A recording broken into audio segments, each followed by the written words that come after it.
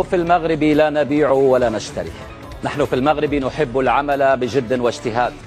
نحن في المغرب نصنع الطائرات والسيارات، نزرع الأرض بالخيرات، نشيد السكك الحديدية التي تسير عليها ما جاد به الزمان من أسرع القطارات. نحن في المغرب نبني النساء وكذا الرجال لنصنع المستقبل الذي نريد. نحن لا نشتري ولا نبيع. نحن ثامن العالم في تصنيف الفيفا.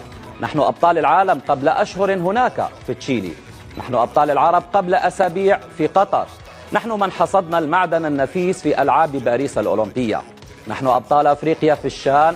نحن أسود القاعة، ننتصر ولا نعرف الاستسلام.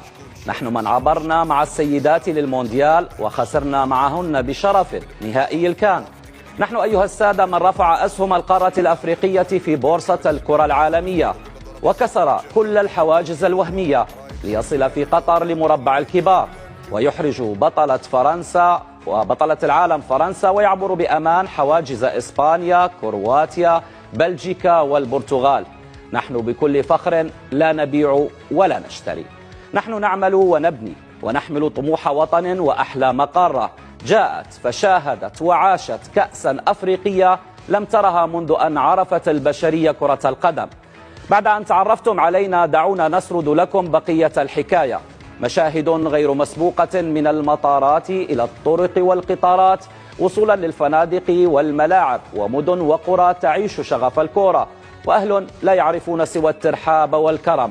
عاشت جماهير ومنتخبات القارة الأفريقية أجواء كأس عالمية.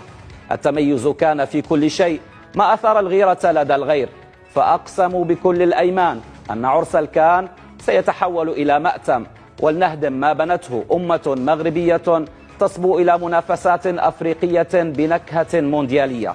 البداية كانت مع إعلام الجزائر، ثم انتقلت العدوى للبعثة بمختلف انتماءاتها، ومع مرور الأدوار جاء الدور على البعض الذين كلما فشلوا كرويا علقوا الفشل على شماعة التحكيم وفقا لنظرية المؤامرة والكولسة التي ألصقت ببلد ذنبه الوحيد أنه أكثر في الترحاب وهيأ الظروف لمنافسة أفريقية بنكهة عالمية.